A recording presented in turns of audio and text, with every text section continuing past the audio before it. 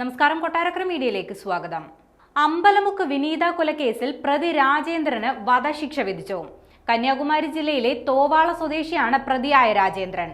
Thiruvananthapuram sessions കോടതിയാണ് പ്രതിക്ക് വധശിക്ഷ വിധിച്ചത്.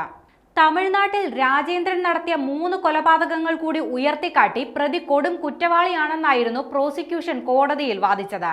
ചെയ്യാത്ത കുറ്റത്തിന് പശ്ചാത്താപമില്ലെന്നും ഉന്നത കോടതികളെ സമീപിക്കുമെന്നുമായിരുന്നു പ്രതി രാജേന്ദ്രൻ കോടതിയെ അറിയിച്ചത്.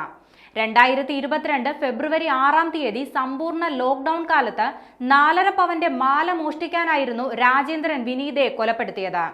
ഒരു സീരിയൽ കില്ലർ എന്ന നിലയിൽ പ്രതി സമൂഹത്തിന് ഭീഷണിയാണെന്നും വധശിക്ഷ വിധിക്കണമെന്നുമായിരുന്നു പ്രോസിക്യൂഷന്റെ വാദം.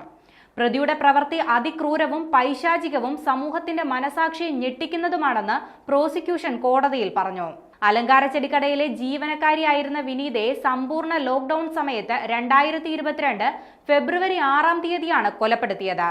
സമാന രീതിയിൽ തമിഴ്നാട് വെള്ളിമഠം സ്വദേശിയും കസ്റ്റംസ് ഓഫീസറുമായ സുബയ്യൻ, ഭാര്യ വാസന്തി, ഇവരുടെ 13-കാരിയായ വളർത്തുമകൾ അഭിശ്രീ എന്നിവരെ കൊലപ്പെടുത്തി സ്വർണവും പണവും കവർന്നിരുന്നു.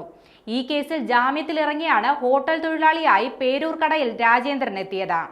സ്റ്റോക്ക് മാർക്കറ്റിൽ പണം നിക്ഷേപിച്ചിരുന്ന രാജേന്ദ്രൻ പണത്തിന് ആവശ്യം വരുമ്പോൾ കൊലപാതകങ്ങൾ നടത്തുകയായിരുന്നു. 2022 ഫെബ്രുവരി 6-ാം തീയതി പകൽ 11:50-നാണ് ചെടി വാങ്ങാനെന്ന വ്യാജേന എത്തി പ്രതി കൊലപാതകം നടത്തിയത്. വിനീതയുടെ കഴുത്തിൽ കിടന്ന 4.5 പവൻ തൂക്കമുള്ള സ്വർണമാല കവരുന്നതിനായിരുന്നു ഈ അരും കൊല നടത്തിയത്. 2 വർഷം മുൻപ് ഭർത്താവ് ഹൃദ്രോഗബാധിതനായി മരിച്ചതിനെ തുടർന്ന് ജീവിക്കാൻ മറ്റു മാർഗമില്ലാതെ വന്നപ്പോഴാണ് വിനീത പേരൂർക്കടയിലെ അലങ്കാര ചെടിക്കടയിൽ ജോലിക്ക് കയറിയത്. കൊലപാതകം നടക്കുന്നതിന് 9 മാസം മുൻപാണ് വിനീത ഇവിടെ ജോലിക്കെത്തിയത്.